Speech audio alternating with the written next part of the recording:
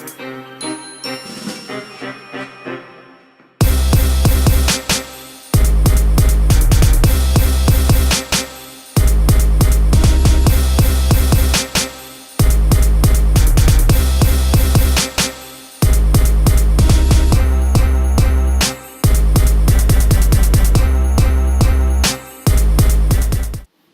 show, another ramblings for myself.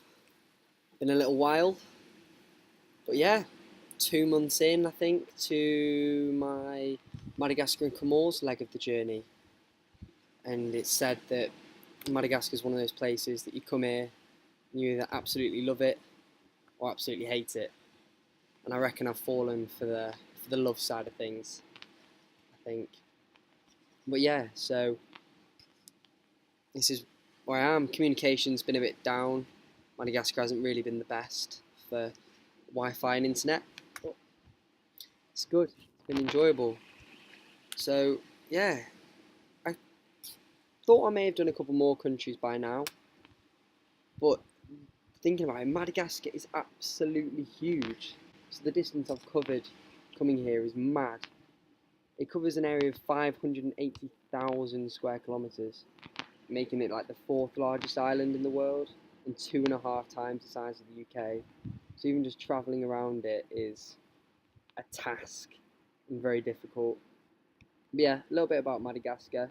So it's a massive country, but with a population of like 23 million people and growing at a massive rate of 3% a year, which kind of means that 40% of the population is under the age of 14. And I'm pretty sure like 80% of people live in rural areas, with like 93% of the population living under $2 a day. So it's a poor country, but incredibly beautiful. So left Gabon, flew to South Africa, minor hiccups here and there, and got myself over to Tana to come and meet the family. So I flew up to Diego, which is right up in the north, and met family there, which is brilliant to see them. Hadn't seen them in ages. And we, started to do an amazing trip, kind of down from Diego Suarez to Nosy Be. So this was kind of my first taste of Madagascar, and we drove down into the Amber Mountains, a beautiful kind of foresty area, for a night where we did some walks through the forest. And the hotel we actually stayed at had, we think, or they say, the oldest living thing on the planet, which was ridiculous. It was a 250-year-old tortoise. It was amazing. The thing was huge. It was massive. And yep, that was a sight to behold. And there we travelled down the coast a little bit further into the Ankarana National Park, which is amazing. So the highlight of that was we went to see some singis, and singi is the Malagasy word for kind of walking on tiptoes, and it's just this plateau of weird spiky things everywhere. It's so hard to explain, but the pictures may do it a little bit more justice. But it was amazing, just such an incredibly diverse kind of climate with ridiculous landscapes and everything. So walking through there, seeing lemurs, seeing just chameleons, and ridiculous. And so from there we travelled down a little bit further and stopped off for a night in a place called Ankafi, which was just before we got the boat to Nosy Be. And yeah, that was interesting.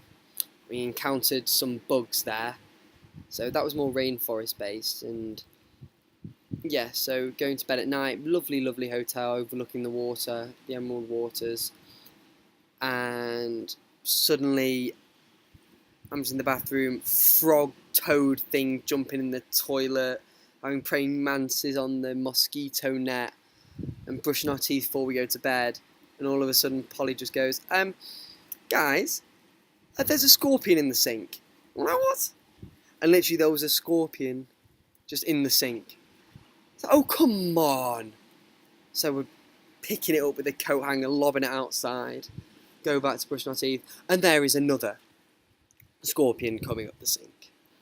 So from there, we got on a boat and sailed over to Nosy Be, and then off to another island off that called Sarabangini, which is going to be our base for the next 6 days. I think we spent there, and that was probably one of the most beautiful places I've ever been.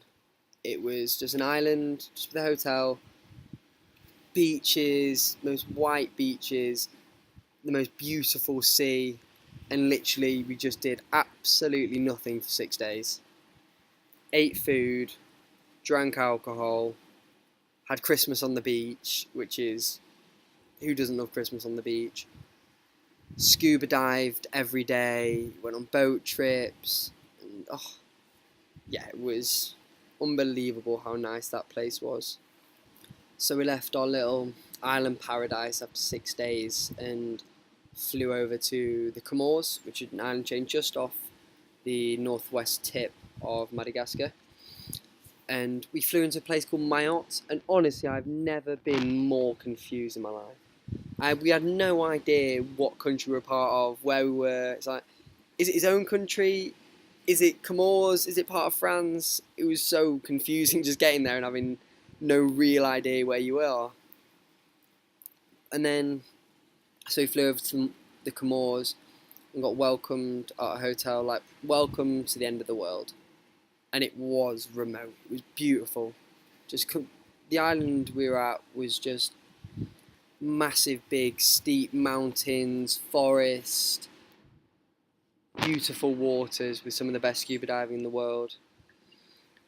And yeah, that was another like 4 days of just nothing, lying on beaches, going snorkeling, going on boat trips, seeing amazing, massive, giant groupers and turtles and corals, and we also saw some of the biggest bats in the world. Went up for a walk to see the Livingstone's bats, and they were huge. There were some seriously large bats out there. Yeah. But yeah, just so much nature everywhere. Everything was green, everything was lush. It was beautiful. The things we saw were amazing.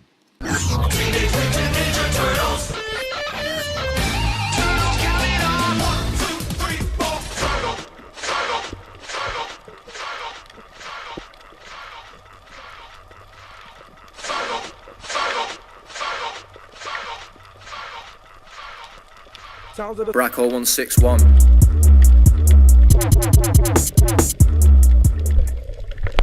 And then we kept travelling a little bit more, so we went into the rainforest just outside Tana, where we had a little friend come and meet us.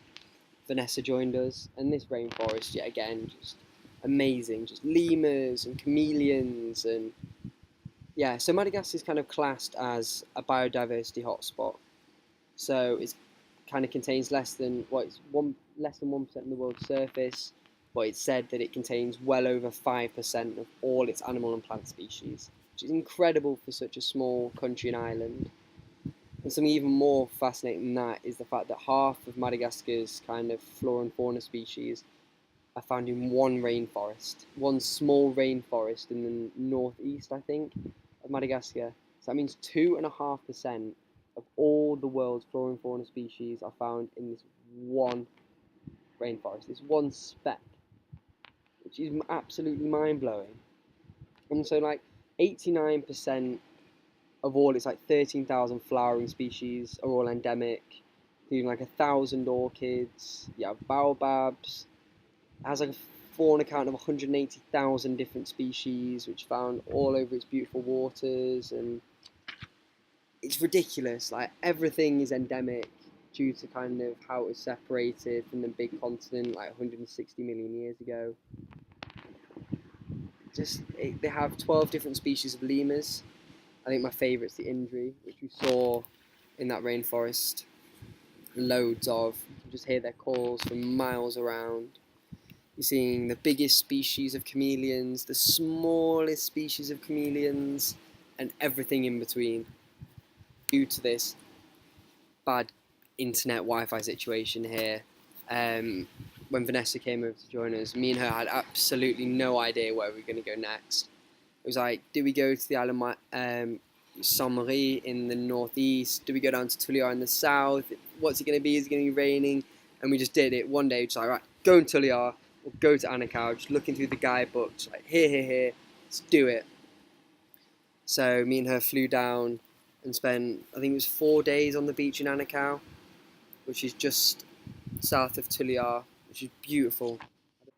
And we just had the most beautiful bungalow on the beach, where all we did for all those days was sit on the beach, go scuba diving, snorkeling, and go visit other beautiful beaches. And we kind of realised that we should probably go do something a little bit different, go see another national park. So we went and got a car and drove up to Isalo National Park. And this place was probably one of the most amazing places I've ever been. Even the drive, like a 5-hour drive along the main road, you could doze off for 5 minutes and wake up and it's just a completely different landscape. You just have like grasslands for miles around, which would turn into forests, which would turn into like weird desert. And then as you got into Isalo, just massive big rock formations and canyons everywhere.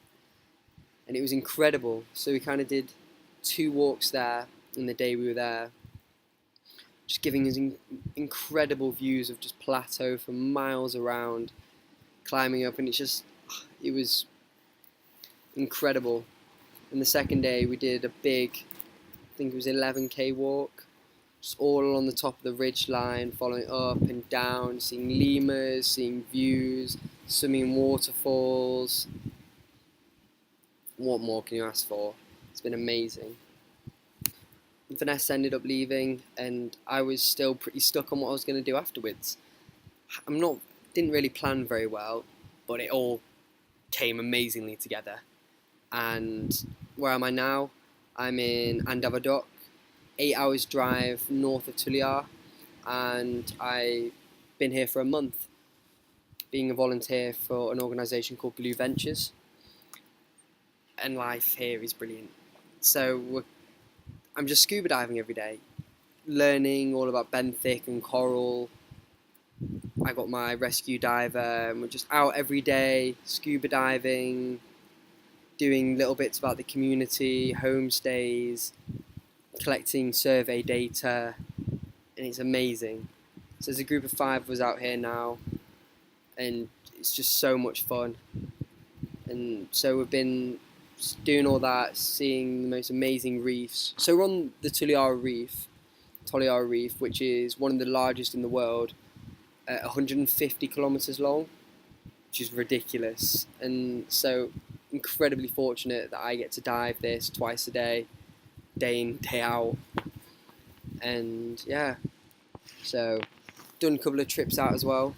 So went out to do accounts at a place nearby of one of the last remaining spider tortoise populations, and that was so cute, just walking through the kind of spiny forest, which is another ridiculous landscape that it has, deserts, spiny forests among everything else, and beautiful.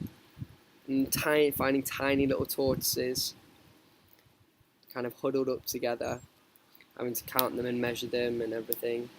And then we're also seeing the Zanga farms, which are the sea cucumbers, which have been farmed to near extinction here for ages. So there's now kind of an aquaculture project to start that up again. But yeah, been here for a month and decided that I ain't ready to leave yet. I'm going to get an extension on my visa and stay out here for another expedition of 6 weeks to get my dive master, so I can go. Makes it easier for me to travel the world onwards from here with that. Gives me a good excuse. But I'm excited to live here in this beautiful village, a stone's throw away from the sea every day.